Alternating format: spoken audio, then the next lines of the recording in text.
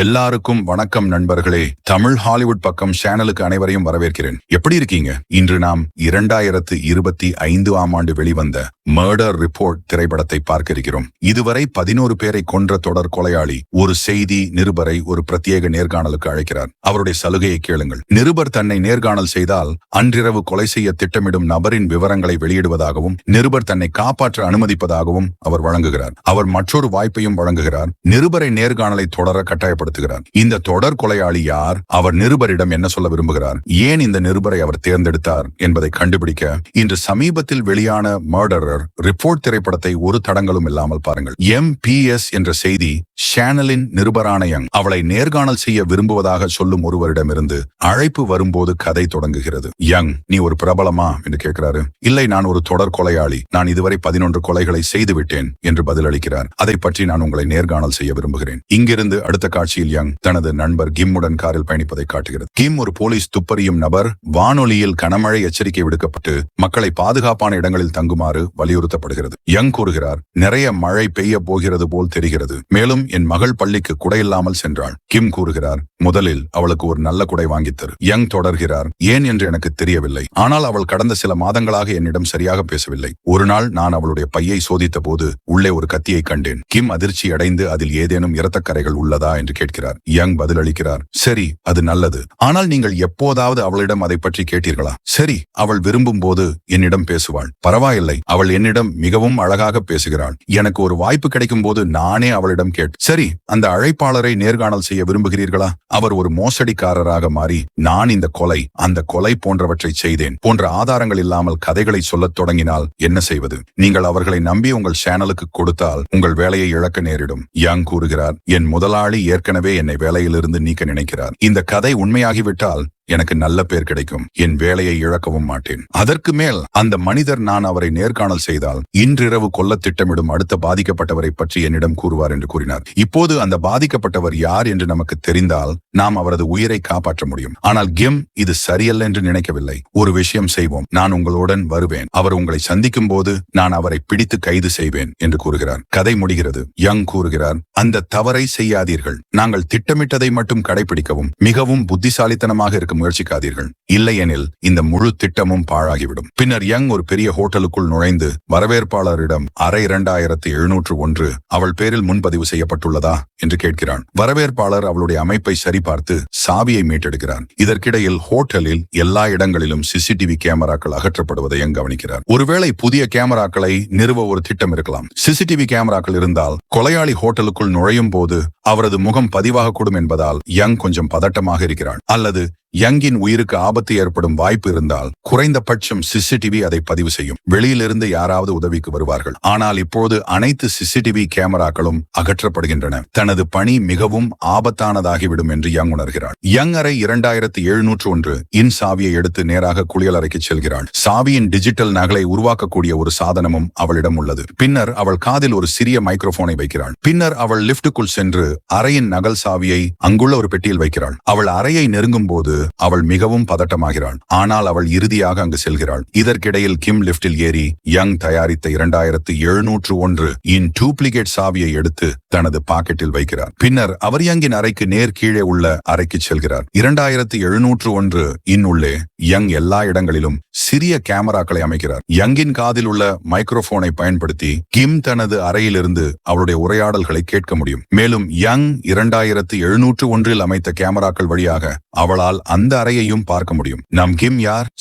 சரியாக 12 மணிக்கு யங்கின் அறையில் மணி அடிக்கிறது. அவள் கதவை திறக்கிறான். ஒரு மனிதன் அங்கே நிற்கிறான். அவன் தனது கோட், ஷூட் மற்றும் அனைத்தையும் அணிந்து கொள்கிறான். அவன் ஒரு பையை எடுத்துச் செல்கிறான். யங், நீ யார் என்று கேட்கிறான். நான் தான் என்று சொல்கிறான். உன்னை அழைத்த தொடர் கொலையாளி. பின்னர் யங் அவனை உள்ளே அழைத்துச் செல்கிறான். இந்த அறை மிகவும் சிறப்பு வாய்ந்தது என்று அவன் விளக்குகிறான். இது ஒரு பிரபல உள்துறை வடிவமைப்பாளரால் வடிவமைக்கப்பட்டது. பின்னர் அவன் ரிமோட்டை எடுத்து ஒரு பொத்தானை அழுத்துகிறான். எல்லா ஜன்னல்களும் கதவுகளும் மூடுகின்றன.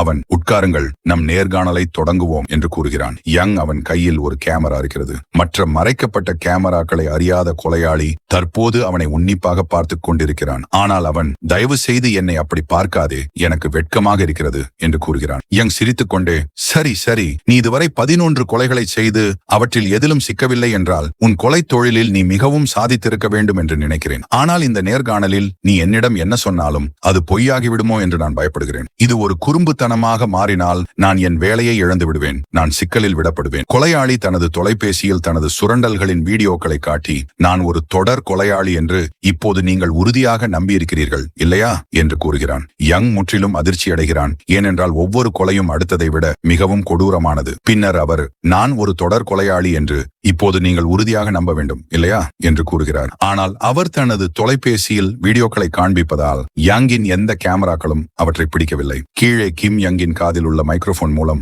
நீ என்ன பார்த்த, ஏதாவது சொல்லு, ஆபத்து இருந்தால் எனக்கு ஒரு சிக்னல் கொடு, நான் உடனே வருவேன் என்று தொடர்ந்து கேட்கிறார். ஆனால் யங் ஒரு சிக்னல் கொடுக்காத போது கிம் யங் இன்னும் பாதுகாப்பாக இருப்பதாக கருதுகிறார். யங் பின்னர் யங்கின் அனுமதியை பெற்று தனது கேமராவை இயக்கி அவரை நேர்காணல் செய்கிறார். உன் பெயர் என்ன, வயதா, எல்லாவற்றையும் சொல்லு. கொலையாளி, என் கொலைகளை பற்றி நீ தெரிந்து கொள்ள விரும்புகிறாய், சரியா?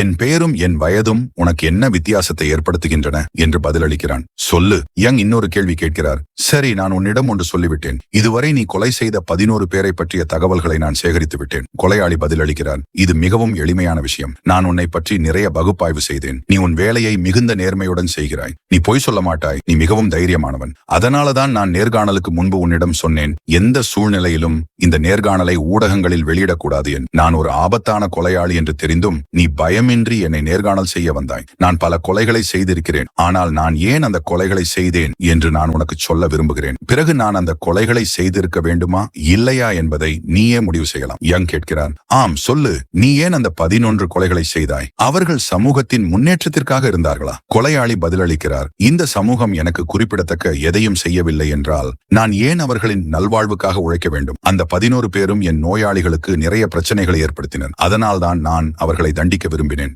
யங் என்ன சொல்கிறார் என்று புரியவில்லை. கொலையாளி சற்று பதட்டமாக, இந்த நேர்காணலை உன்னை தவிர வேறு யாரும் பார்க்க மாட்டார்கள் என்று நீ எனக்கு உறுதியளித்தாய். உன்னை தவிர வேறு யாரும் எங்களை பார்க்கவோ கேட்கவோ இல்லை என்பது உண்மையில் உண்மையா? உண்மையை சொல்லுங்கள். இதை கேட்ட கிம் பீதியடைந்து, கொலையாளி மறைக்கப்பட்ட கேமராக்களை பற்றி கண்டுபிடித்து விட்டாரா என்று யோசிக்கிறார். ஆனால் யங் நம்பிக்கையுடன், இல்லை, நான் இங்கு தனியாக வந்தேன். நான் தனியாக நேர்காணலை நடத்துகிறேன் என்று கூறுகிறார். பின்னர் கொலையாளி கொஞ்சம் அமைதியாகி, நீங்கள் இங்கே முக்கிய செய்திகளை வெளியிட வந்திருக்கிறீர்கள் என்று கேட்கிறார். சரியா?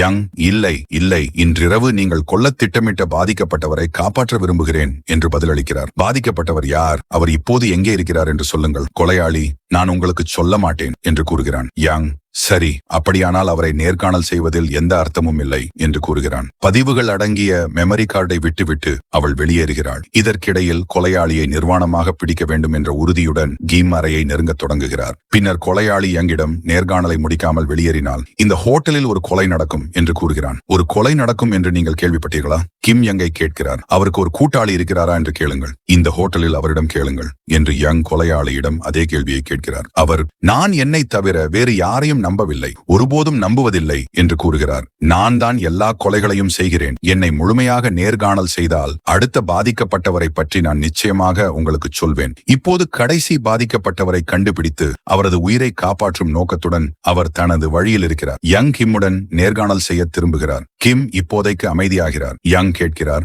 ஒவ்வொரு கொலைகாரனுக்கும் கொலை செய்வதற்கு ஒரு காரணம் இருக்கும். ஒரு காரணம், உங்கள் கொலைகளுக்கு பின்னால் உள்ள நோக்கம் என்ன? பின்னர் கொலையாளி ஒரு பெரிய திருப்பத்தை வெளிப்படுத்துகிறார். நான் என்ன சொல்ல முடியும்? அவர் கூறுகிறார், அவர்கள் ஒரு மகிழ்ச்சியான ஜோடியாக இருந்தார்கள். அவர்கள் ஒருவரையொருவர் மிகவும் நேசித்தார்கள். அவரது மனைவி கர்ப்பமாகிவிட்டார். வரவிருக்கும் குழந்தையை பற்றி கேள்விப்பட்டு அவர்கள் மிகுந்த மகிழ்ச்சி அடைந்தனர். ஒரு நாள் ஒரு சாலையை கடக்கும் போது ஒரு குற்றவாளி வந்து தனது மனைவியை கடுமையாக அடித்து பின்னர் அவளை துஷ்பிரயோகம் செய்தார். அவள் மிகவும் மோசமான நிலையில் மருத்துவமனைக்கு கொண்டு செல்லப்பட்டாள். அவள் உயிர் பிழைத்தாள். அவளுடைய குழந்தை பிறந்தது. ஆனால் அந்த குற்றவாளி அவளுக்கு செய்ததன் நிழல் அவள் உடலிலும் இதயத்திலும் மனதிலும் என்றென்றும் பதிந்திருந்தது. அவள் தன் குழந்தையை பார்க்கும் போதெல்லாம் குற்றவாளியின் முகத்தை பார்த்தாள். அந்த பெண்ணின் மனநிலை மோசமடைந்தது. என் மகனின் கண்கள் அந்த குற்றவாளியின் கண்கள் போலவே இருக்கின்றன என்று அவள் எல்லோரிடமும் சொல்லிக் கொண்டே இருந்தாள். அவளுடைய கணவருக்கு அவளுடைய வலி புரிந்தது. ஆனால் அந்த துயர சம்பவத்தை அவளால் மறக்க முடியவில்லை. முடியவில்லை. கடைசியில் அவள் தன் குழந்தையை எடுத்துக்கொண்டு ஒரு கட்டிடத்தின் மேலிருந்து குதித்து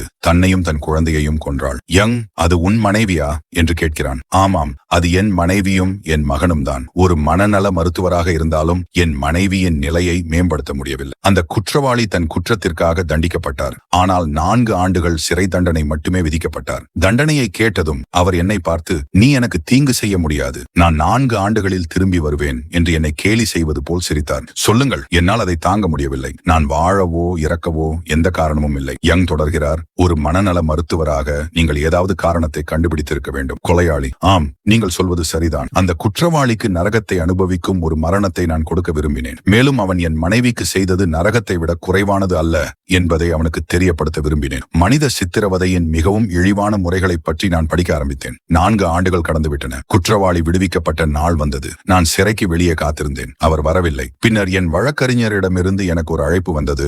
என் மனைவியை துஷ்பிரயோகம் செய்தவர் சிறைக்குள் மின்சாரம் தாக்கி இறந்துவிட்டார் என்று கூறினார். ஆனால் 2 அல்லது 3 வினாடிகளுக்குள் நான் கோபம் அடைந்தேன். அவர் எப்படி இவ்வளவு எளிதாக இறந்தார் என்று யோசித்தேன். நான் அவரை சித்திரவதை செய்த திட்டம், நான் 4 ஆண்டுகள் வீணடித்தவை அனைத்தும் பாழடைந்தன. எதுவும் நடக்கவில்லை. உதவியற்ற நிலையில் நான் மீண்டும் போதைப் பொருளுக்கு மாறினேன். ஒரு நாள் என்னுடைய ஒரு நோயாளி வந்து, குடிபோதையில் இருந்த ஒருவர் என் நோயாளியின் மனைவி மற்றும் மகன் மீது தனது காரை மோதியதாக என்னிடம் கூறினார். அவரது மனைவி இறந்துவிட்டார். அவரது மகன் கோமாவில் சென்றான். பணக்காரர் குற்றவாளி என்று தீர்ப்பளிக்கப்பட்டார். ஆனால் அவருக்கு ஜாமீன் வழங்கப்பட்டது. இப்போது அவர் மீண்டும் குடிபோதையில் வாகனம் ஓட்டுகிறார். எனது நோயாளி தனது காரை அந்த நபருடன் மோத முயன்றார். ஆனால் பின்னர் அவரது மகனை கருத்தில் கொள்ளாமல் அவர் தன்னைத்தானே நிறுத்திக் கொண்டார். அவர் மிகுந்த மன அழுத்தத்தில் இருந்தார். சிகிச்சைக்காக என்னிடம் வந்தார். ஆனால் அவரது மன அழுத்தத்தை குறைக்க சிகிச்சை அளிப்பதற்கு பதிலாக நான் அவருக்கு ஒரு வாய்ப்பை வழங்கினேன். நீங்கள் யாரை கொல்ல விரும்பினாலும் நான் கொல்ல தயாராக இருக்கிறேன். நான் அவரிடம் என் கதையை சொன்னேன். நாங்கள் இருவரும் ஒரே மாதிரியான வலியையும் துன்பத்தையும் அனுபவித்தோம். அவர் என்னை நம்பி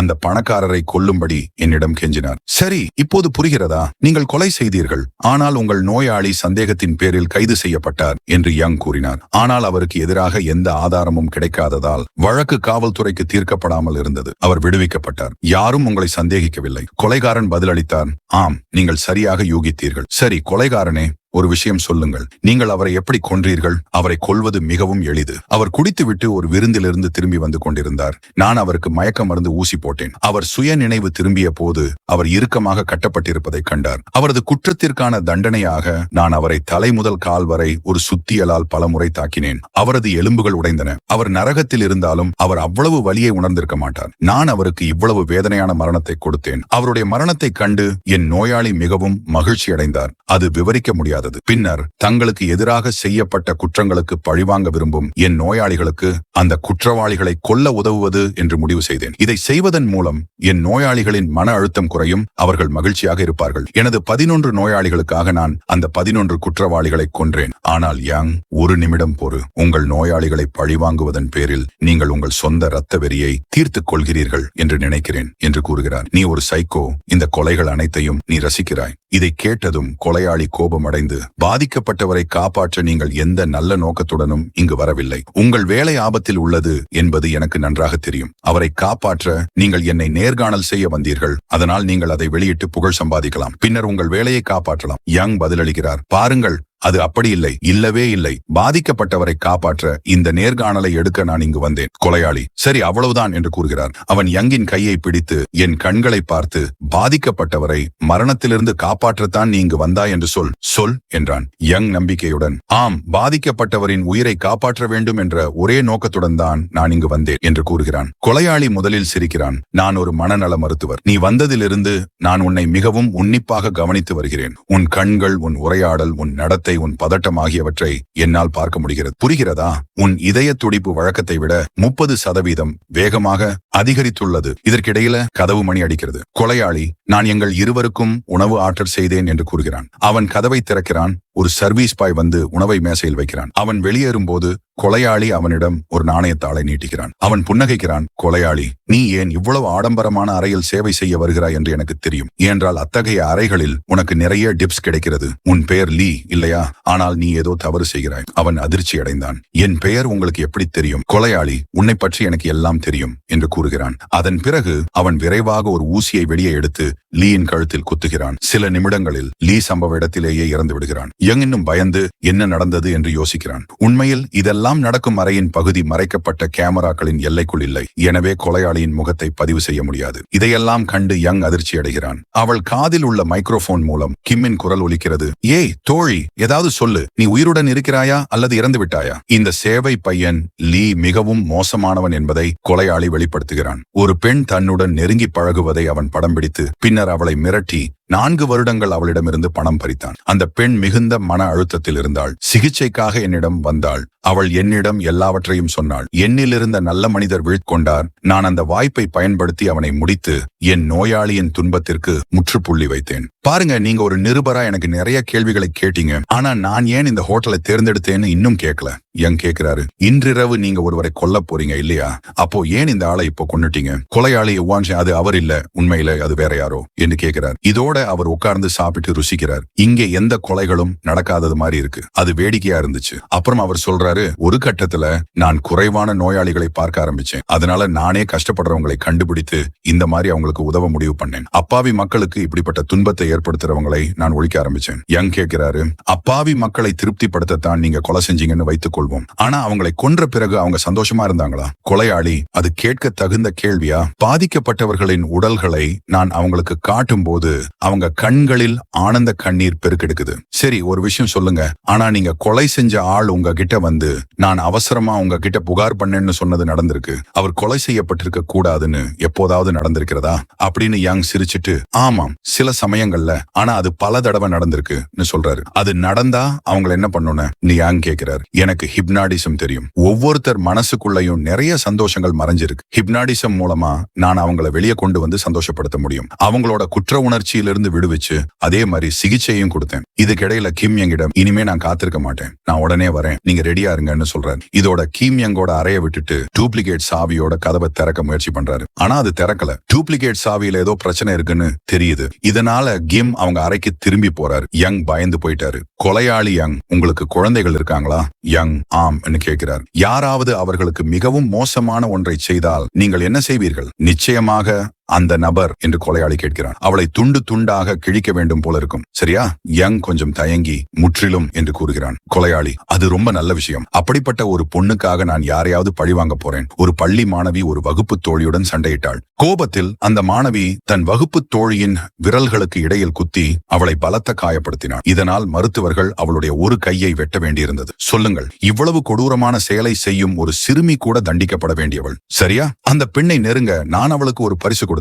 ஆனால் அந்த பரிசில் ஒரு ஹிப்னாடிசம் சாதனமும் இருந்தது. அதன் மூலம் நான் அவள் மனதை கட்டுப்படுத்தினேன். இப்போது நான் அவளை எங்கு அழைத்தாலும் அவள் கேள்வி இல்லாமல் வருவாள். இங்கிருந்து கூட அவள் ஒரு கனவு உலகில் இருப்பது போல, வானத்தில் பறப்பது போல அல்லது தண்ணீரில் மூழ்குவது போல உணர வைக்க முடியும். அது மட்டுமல்ல, இங்கிருந்து கூட அந்த சாதனத்தை பயன்படுத்தி அவளை தற்கொலைக்கு தூண்ட முடியும். இந்த கதையை கேட்டதும் யங் மற்றும் கிம் இருவரும் பயந்தனர். ஆரம்பத்தில் யங் கிம்மிடம் தனது மகள் விசித்திரமாக நடந்து கொள்கிறாள் என்று கூறியிருந்தார். அவள் சரியாக பேசவில்லை. மேலும் அவளுடைய பையில் ஒரு விசித்திரமான கத்தி இருந்தது. இப்போது இந்த கொலைகாரன் தண்டிக்கப் போவதாக பேசும் பெண் யங்கின் மகளாக இருக்கலாம் என்று அவர்கள் அஞ்சுகிறார்கள். அவள் தன் வகுப்பு தோழனுக்கு எதிராக இவ்வளவு கொடூரமான செயலை செய்திருக்க முடியுமா?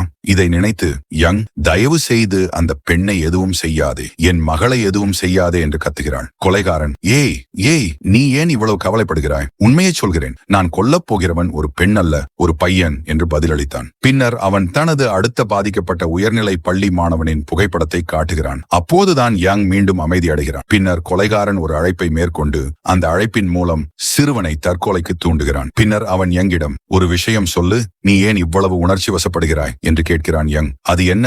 என் மகளின் பையிலும் ஒரு கத்தி இருக்கிறது என்று கேட்கிறான். அவள் தலைப்பை மாற்ற முயற்சிக்கிறாள். ஆனால் உண்மையை அறிய ஆசைப்படும் கொலையாளி ஒரு நாணயத்தை உருட்டி யங்கை ஹிப்னாடிஸ் செய்து, உன் மகளை பற்றி சொல், நான் என்னிடம் எதையும் மறைக்க தேவையில்லை என்று கேட்கிறான். யங் விளக்குகிறார், என் மகள் 6 மாதங்களாக என்னிடம் சரியாக பேசவில்லை. அவள் முற்றிலும் அமைதியாக இருக்கிறாள். ஒரு நாள் அவளுடைய பையில் ஒரு விசித்திரமான கத்தியை கண்டேன். நான் விவாகரத்து பெற்றேன். ஆனால் இப்போது என் மகள் தன் தந்தையுடன் வாழ விரும்புகிறாள். கொலை கொலையாளி, உன் மகள் தன் தந்தையுடன் வாழ விரும்புவதால் நீ வெறுக்கிறாயா என்று கேட்கத் தொடங்குகிறான். யங் ஆம் என்று சொல்லப் போகிறாள். ஆனால் அவள் தன் மகளின் முகத்தை ஒரு மாயை போல பார்க்கிறாள். கொலையாளியின் ஹிப்னாடிஸில் இருந்து அவள் வெளியேறி, நீ எனக்கு என்ன செய்து கொண்டிருந்தாய் என்று கேட்கிறாள். கொலையாளி, ஒன்றுமில்லை, நான் உன்னை சோதித்து பார்த்தேன் என்று கூறுகிறான். ஆனால் மைக்ரோபோன் மூலம் கிம் யங்கிடம், அவன் உன்னை ஹிப்னாடிசம் செய்கிறான் என்று நினைக்கிறேன், என்னை நம்பு, நான் கொடுத்த சாதனத்தை அவன் கழுத்தில் வை, அவன் மயக்கம் அடைவான், பிறகு நான் கதவை உடைத்து உள்ளே வருவேன். யங் கையில் ஒரு பேனாவை ஏந்தி கொலையாளியை அணுகி, உண்மையை சொல்லு, இன்றிரவு யாரை கொல்லப் போகிறாய்? புகைப்படத்தில் உள்ள நபரை பற்றி நீங்கள் பேசவில்லை என்பது எனக்கு தெரியும் என்று கேட்கிறாள். கொலையாளி, ஆஹா, நீ உண்மையிலேயே புத்திசாலி, நான் ஒரு மனிதனை கொல்லப் போகிறேன், ஆனால் அந்த மனிதனை பற்றிய விவரங்கள் வேண்டுமென்றால் இந்த நேர்காணலை முடிக்கவும் என்று கூறுகிறாள். யங் அமைதியாக சென்று ஒரு நாற்காலியில் அமர்ந்தாள். கிம் அவளை திட்டி, ஏன் இவ்வளவு நல்ல வாய்ப்பை விட்டுவிட்டாய் என்று கேட்கிறாள். இதற்கிடையில் கொலையாளி, பாதிக்கப்பட்டவரை பற்றி அறிய நீங்கள் ஏன் இவ்வளவு ஆசைப்படுகிறீர்கள் என்று எனக்கு தெரியும், இந்த நேர்காணலை முடித்துவிட்டு வெளியேறியவுடன் நீங்கள் போலீசாரிடம் சொல்லப் போகிறீர்கள் என்று கூறுகிறாள். சரியா? யங், இல்லை, நிச்சயமாக இல்லை என்று கூறுகிறாள். கொலையாளி கேட்கிறான், என்னிடம் ஏதாவது சொல்லு, நான் பைத்தியம்னு நினைக்கிறேனா? அந்த போலீஸ் துப்பறியும் நபர் உன்னுடைய சிறந்த நண்பன், அவன் கீழே உள்ள அறையில் இருக்கிறான் என்று எனக்கு தெரியாதா? முட்டாள் பெண்ணே, நீயும் அவனும் பேசுவதை நான் எத்தனை முறை கேட்டிருக்கிறேன் தெரியுமா? உன்னையும் நான் பார்த்திருக்கிறேன். அவன் என்னை பிடிக்க தயாராக இருக்கிறான். நான் சொல்வது சரியா? யங் நடுங்கத் தொடங்குகிறான். இதெல்லாம் அவனுக்கு எப்படி தெரியும் என்று யோசித்துக் கொண்டிருக்கிறான். கிம் விரைவாக தன் அறையை விட்டு வெளியேற முயற்சிக்கிறான். ஆனால் கதவு பூட்டப்பட்டுள்ளது, திறக்கவில்லை. பின்னர் அவளுடைய அறை தொலைபேசி ஒலிக்கிறது. கிம் அழைப்பை எடுத்து அது கொலையாளி என்பதை உணர்கிறான். இதை உணர்ந்த கிம் உடனடியாக தொலைபேசி இணைப்பை துண்டிக்கிறான். ஆனால் திடீரென்று சரிந்து விடுகிறான். கொலையாளி சிரிக்கிறான். பின்னர் கிம் கீழே உள்ள அறையை எடுத்திருப்பது கிம் அறிந்திருப்பது தெரிய வந்துள்ளது. அவன் அங்கே இருக்கிறான். ஒரு ஹிப்னாடிசம் சாதனம் அங்கு வைக்கப்பட்டு அந்த தொலைபேசி அழைப்பால் செயல்படுத்தப்பட்டது. அதனால்தான் கிம் மயக்கம் அடைந்தான். இப்போது அவளுடைய உயிரை காப்பாற்ற யங் கொலையாளியின் கழுத்தில் சாதனத்தை மோதப் போகிறான். ஆனால் அவன் விரைவாக யாங்கின் கையை பிடித்து, ஒரு நல்ல மனநல மருத்துவர் எப்போதும் விழிப்புடன் இருப்பதாக கூறுகிறான். அவன் யாங்கின் கையில் இருந்து சாதனத்தை பிடுங்கி யாங்கை அதிர்ச்சிக்குள்ளாக்குகிறான். யங் சுய நினைவு திரும்பியதும் அவள் ஒரு நாற்காலியில் கட்டப்பட்டிருக்கிறாள். கொலையாளி இன்னொரு விஷயத்தை வெளிப்படுத்துகிறான். இந்த ஹோட்டலில் உள்ளவர்களில் பெரும்பாலோர் என் நோயாளிகள். நான் அவர்களை கொன்றதற்காகத்தான். அதனால்தான் அவர்கள் என் ஒவ்வொரு கட்டளைக்கும் கீழ்ப்படிவார்கள். உன் நண்பனுக்காக நீ லிப்டில் விட்டு சென்ற நகல் சாவியும் ஹோட்டல் ஊழியர்களால் மாற்றப்பட்டது. அந்த ஆச்சரியம் எப்படி இருந்தது? சரி, இப்போது சொல்லு, நீ எப்போதாவது ஒரு பெரிய தவறு செய்திருக்கிறாயா? நீ ஏதாவது குற்றம் செய்திருக்கிறாயா? யங், நான் என் மனசாட்சிக்கு எதிராக எதையும் செய்ததில்லை என்கிறார். எனவே அவன் யாங்கை அவிழ்த்து மீண்டும் அவளிடம், அதை பற்றி யோசிக்க முயற்சி செய். நீ எப்போதாவது தெரிந்தோ தெரியாமலோ யாருக்காவது ஏதாவது தவறு செய்திருக்கிறாயா என்று கேட்கிறான் யங். சுமார் 1.5 வருடங்களுக்கு முன்பு ஒரு தொழிலதிபர் போதைப் பொருள் உற்பத்தி செய்யும் கும்பல் ஆற்றில் கழிவு இரசாயனங்களை கொட்டுவதை நிரூபிக்கக்கூடிய ஆதாரங்களை வழங்கியதாகவும் யங் யோசித்து விளக்குகிறார். அந்த கும்பல் சட்டத்தை தவிர்க்க அரசியல்வாதிகளின் பைகளை கூட நிரப்பியது. ஆதாரங்கள் அடங்கிய கோப்புகளை என் வீட்டில் பாதுகாப்பாக வைத்திருந்தேன். எனவே ஒரு நாள் அந்த தொழிலதிபருடன் ஒரு நேர்காணலுக்கு ஏற்பாடு செய்த பிறகு நான் வீடு திரும்பினேன். வீடு கொள்ளையடிக்கப்பட்டதை கண்டேன். ஆதாரங்கள் அடங்கிய கோப்புகள் காணவில்லை. பின்னர் தொழிலதிபர் ஒரு கார் விபத்தில் கொல்லப்பட்டார். ஆனால் அது ஒரு விபத்து அல்ல என்று நான் உறுதியாக நம்பினேன். ஆனால் அந்த கும்பல் விபத்துக்கு ஏற்பாடு செய்து அவரை கொன்றது. கொலையாளி கேட்கிறார், அப்படியானால் நீங்கள் எந்த தவறும் செய்யவில்லையா? யங் பதில் அளிக்கிறார், ஆம், நான் எந்த தவறும் செய்யவில்லை. கொலையாளி பதில் அளிக்கிறார், சரி, ஆனால் உங்கள் மகள் ஏதாவது தவறு செய்தாளா? யங் கூறுகிறார், பார், என் மகளை இதில் இழுக்காதே. கொலையாளி, நான் அவளை எங்கே இழுக்கிறேன்? இந்த கதை அவளால் தொடங்கியது. இப்போது சொல்லுங்கள், உங்கள் மகளுக்கு இதை பற்றி ஏதாவது தெரியுமா? யங் அமைதியாக இருக்கிறார். இதற்கிடையில் கொலையாளி கிம்மின் அறையிலிருந்து சிசிடிவி காட்சிகளை யங்கிற்கு காட்டுகிறார். அதில் கிம் அவரது நண்பர்கள் தனது டேப்பை ஆணியால் கிழித்து தப்பிக்க முயன்றனர். கொலையாளி இப்போது யங்கிடம், உனக்கு தெரியும், கிம் தப்பிக்க முயன்றால் நான் அவனை கொன்றுவிடுவேன் என்று நான் எச்சரித்தேன். ஆனால் பாருங்கள், அவன் இன்னும் தப்பிக்க முயற்சிக்கிறான். அவன் உன் உயிரை பற்றி கவலைப்படவில்லை போலிருக்கிறது. இப்போது உண்மையை சொல்லு, ஆதாரங்கள் அடங்கிய கோப்புகளை உங்களிடம் கொடுத்த அந்த தொழிலதிபரா? அவனுக்கும் கிம்முக்கும் எந்த சம்பந்தமும் இல்லை. யங் இல்லை என்று கூறுகிறான். கொலையாளி, நீ ரொம்ப அப்பாவி. யங், கிம் ஒரு போலீஸ் அதிகாரி, அவனுக்கு இது பற்றி தெரியாது என்கிறாய். பின்னர் ஒரு நாள் ஒரு பெண் வேண்டுமென்றே தனது காரை கிம்மின் காரில் மோதியது பற்றிய கதையை சொல்லத் தொடங்குகிறான். கார்கள் மோதின, ஆனால் கிம் மற்றும் அந்த பெண் நட்பை ஏற்படுத்திக் கொண்டு மிகவும் நெருக்கமாகிவிட்டார். ஒரு நாள் அவர்கள் ஒரு ஹோட்டலில் அறை முன்பதிவு செய்து மது அருந்தினர். மேலும் நெருக்கமாகவும் ஆனார்கள். ஆனால் மறுநாள் கிம் சுயநினைவு திரும்பிய போது தொழிலதிபரை கொலை செய்த கும்பல் அவளை பொருத்தமற்ற முறையில் புகைப்படம் எடுத்திருப்பதை கண்டுபிடித்தாள். அவர்கள் உண்மையில் உங்களிடம் இருந்த கோப்புகளை விரும்பினர். கிம் உங்கள் வீட்டில் இருந்து கோப்புகளை திருடி அவர்களிடம் கொடுத்தால் அவர்களின் செல்வாக்கு மிக்க கிம்முக்கு பதவி உயர்வு கிடைக்கும் என்று அவர்கள் ஒரு ஒப்பந்தம் செய்திருந்தனர். பதவி உயர்வு மற்றும் பண ஆசையால் கிம் சம்மதித்தார். ஒரு நாள் நீங்கள் வீட்டில் இல்லாத போது அவர் உங்கள் வீட்டிற்குள் நுழைந்து யாரோ பணத்தை திருட முயற்சிக்கும் காட்சியை அரங்கேற்றினார். அவரது உண்மையான நோக்கம் கோப்புகளை திருடுவதாகும். ஆனால் உங்களுக்கு தெரியாமல் உங்கள் மகள் அறைக்குள் நுழைந்தார். உங்கள் மகள் தனது உண்மையான அடையாளத்தை கண்டுபிடித்ததை கிம் உணர்ந்ததும் அவர் உங்கள் மகளை வலுக்கட்டாயமாக ஒரு அறைக்குள் அழைத்துச் சென்று துஷ்பிரயோகம் செய்தார். உன் அம்மாவிடமோ அல்லது வேறு யாரிடமாவது சொன்னால் உன்னையும் உன் அம்மாவையும் கொன்று விடுவேன் என்று உங்கள் மகளை மிரட்டினார். இதற்காக நான் ஏன் உன்னை அழைத்தேன் என்பது இப்போது உங்களுக்கு புரியலாம். கீழே அறையில் அமர்ந்திருக்கும் உங்கள் நண்பர் கிம் உங்கள் மகளை துஷ்பிரயோகம் செய்தார். உங்கள் மகள் அதிர்ச்சியில் இருந்தால் உதவிக்காக என்னிடம் வந்தாள். அதனால்தான் நான் உன்னை இங்கே திட்டமிட்டு அழைத்தேன். என் இலக்கு நீ அல்ல. கிம் யங் அழத் தொடங்குகிறார். இல்லை, நீ ஒரு தவறு செய்திருக்க வேண்டும். நீ ஒரு தவறு செய்தாய். கிம் அந்த மாதிரியான ஆள் இல்லை. நான் கிம்மை நேசிக்கிறேன். அவன் என் மகளை தன் சொந்தமாக கருதுகிறான். அவனால் அவளுக்கு இவ்வளவு கொடூரமான செயலை செய்ய முடியாது. ஐயோ, நீ ரொம்ப அப்பாவி. உன் நம்பிக்கையாலதான் என்று கொலையாளி சொல்கிறான். அவன் தனக்கு சாதகமாக பயன்படுத்திக் கொள்கிறான். அந்த ஏழை பெண் உன்னிடம் சொல்லக்கூட முடியாத காரியங்களை அவன் உன் மகளிடம் செய்தான். அதனால் தான் அவள் உன்னிடம் பேசுவதில்லை. ஆனாலும் நீ கிம்மை நம்புகிறாய். அந்த தொழிலதிபர் உனக்கு கோப்பை கொடுத்தான், சரியா? நீ இதை பற்றி கிம் தவிர வேறு யாரிடமும் சொல்லவில்லை. அவனுக்கு ஒரு பெண்ணுடன் தொடர்பு இருந்தது. இதை பற்றி அவன் உன்னிடம் எதுவும் சொல்லவில்லையா? நீ எப்போது வீட்டில் இருக்கிறாய்? நீ எப்போது இல்லையா? இதை பற்றி கிம் தவிர வேறு யாருக்கு தெரியும்? யாருக்கும் தெரியாது. நீயே உன் மகள் 6 மாதங்களாக விசித்திரமாக நடந்து கொள்கிறாள் என்று சொன்னாய். அவள் உன்னிடம் சரியாக பேசுவதில்லை. அந்த பெண்ணிடம் கிம் செய்த அருவருப்பான செயலும் 6 மாதங்களுக்கு முன்புதான். உனக்கு தெரியும், நான் முழு உண்மையையும் உன்னிடம் வெளிப்படுத்தி விட்டேன். இப்போது நீதான் முடிவு செய்ய வேண்டும். நான் சொல்வதை நீ இன்னும் சந்தேகித்தால் உன் மகளுக்கு போன் செய்து நீயே கேள். இதை சொல்லி அவன் போனை யங்கிடம் கொடுக்கிறான். யங் அழுகிறாள். ஒருபுறம் அவள் மிகவும் கோபமாக இருக்கிறாள். மறுபுறம் தன் மகளிடம் இதை பற்றி எப்படி கேட்பாள் என்று அவள் பயப்படுகிறாள். தைரியத்தை வரவழைத்துக் கொண்டு அவள் தன் மகளை அழைத்து, மகனே, நீ எங்கே இருக்கிறாய் என்று கேட்கிறாள். அவள், அம்மா, நான் ஏற்கனவே வீட்டில் இருக்கிறேன். நீ எங்கே இருக்கிறாய்? யங் பதட்டமாக, மகனே, நான் வீட்டில் இருப்பேன், கவலைப்படாதே என்று பதிலளிக்கிறாள். மகள், உனக்கு தெரியுமா, நீ அந்த மருத்துவர்களுடன் இருக்கிறாயா? இதை கேட்டு யங் கண்ணீர் விடுகிறாள். அவளுடைய மகள், என்னை மன்னிச்சுக்கோ அம்மா, நான் உன்னிடம் எல்லாவற்றையும் சொல்ல விரும்பினேன் என்று பதிலளிக்கிறாள். அவள் தினமும் செல்கிறாள் என்று கூறுகிறாள். மனநல மருத்துவர் தொலைபேசியை எடுத்து யங்கின் மகளிடம், கவலைப்படாதே மகனே, நான் உன் அம்மாவிடம் பேசுவேன். உன் அம்மா விரைவில் வீட்டிற்கு வருவார். பாதுகாப்பாக இரு என்று கூறுகிறார். பின்னர் அவர் தொலைபேசி இணைப்பை துண்டிக்கிறார். ஆனால் யங் இன்னும், நான் கிம்மை பார்க்க விரும்புகிறேன், அவளுடன் உறுதிப்படுத்த விரும்புகிறேன் என்று வலியுறுத்துகிறார். மனநல மருத்துவர், அது உன் விருப்பம் என்று கூறுகிறார். அவர் யங்கிடம் ஒரு துப்பாக்கியை கொடுத்து அவளை கிம்மின் அறைக்கு அனுப்புகிறார். இதற்கிடையில் கிம் தனது டேப்பை கிழித்து கதவை திறந்து தப்பிக்க முயற்சிக்கிறான். ஆனால் யங்கை பார்த்ததும், ஓ, நீ இங்கே இருக்கிறாய் என்று கூறுகிறான். அந்த கொலையாளி உனக்கு ஏதாவது செய்தானா?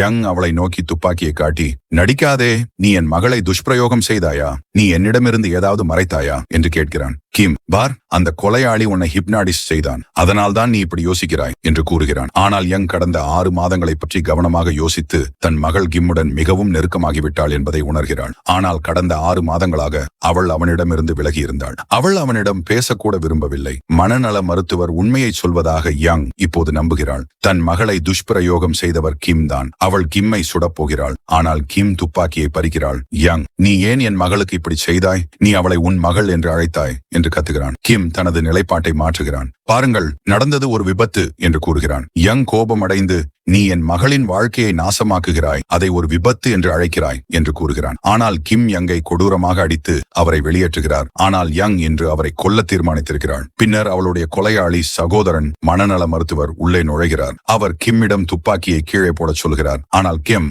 நான் அவரை சுட்டுவிட்டு உங்கள் மீது பழியை போடுவேன் என்று கூறுகிறார். அதனால் அவர் தூண்டுதலை இழுக்கிறார். ஒரு குண்டு சீறி பாய்கிறது. காற்று வேகமாக வெளியேறுகிறது. மனநல மருத்துவர் யங்கிற்கு வேண்டுமென்றே ஒரு வெற்று துப்பாக்கியை கொடுத்தார், தோட்டா இல்லாமல். மேலும் அவள் கிம்முக்கு மயக்க மருந்தையும் செலுத்தினாள். அவள் ஊசி போடுகிறாள். கிம் மயக்கமடைகிறாள். பின்னர் அவர் யங்கிடம் ஒரு கைக்குட்டையை கொடுத்து ரத்தத்தை துடைத்துவிட்டு வீட்டிற்கு செல்ல சொல்கிறார். உன் மகள் உனக்காக காத்திருப்பாள். இந்த மிருகத்திற்கு என்னால் முடிந்த அனைத்தையும் செய்வேன். யங் வெளியேறிய பிறகு மனநல மருத்துவர் கிம்மை தூக்கிச் சென்று அழைத்துச் செல்கிறார். தரையில் ஒரு கவரை விரித்து அவள் நகர முடியாதபடி இறுக்கமாக கட்டி, கவலைப்பட வேண்டாம் என்று கூறுகிறார். இல்லை இல்லை இல்லை, கவலைப்படாதே, நீ நகர முடியாது, ஆனால் வலி நன்றாக இருக்கும் சகோதரா. இதை சொல்லி கிம்மின் அந்தரங்க உறுப்புகளை கொடூரமாக காயப்படுத்த தொடங்குகிறார். அவள் வலியால் இறந்து விடுகிறாள். சில வாரங்களுக்கு பிறகு யங் தனது மகளை ஒரு மனநல மருத்துவரிடம் அழைத்துச் செல்கிறார். மனநல மருத்துவர் ஹிப்னாடிசம் மூலம் அவள் மனதில் இருந்து துஷ்பிரயோகத்தின் அனைத்து தடயங்களையும் அழிக்கிறார். இதற்கு பிறகு அவள் முன்பு போலவே மகிழ்ச்சியாகிறாள். நீங்களும் மன அழுத்தத்தில் இருந்தால் நானும் உங்களுக்கு சிகிச்சை அளிக்க முடியும் என்று அவர் யங் கேட்கிறார். ஆனால் யங், இல்லை,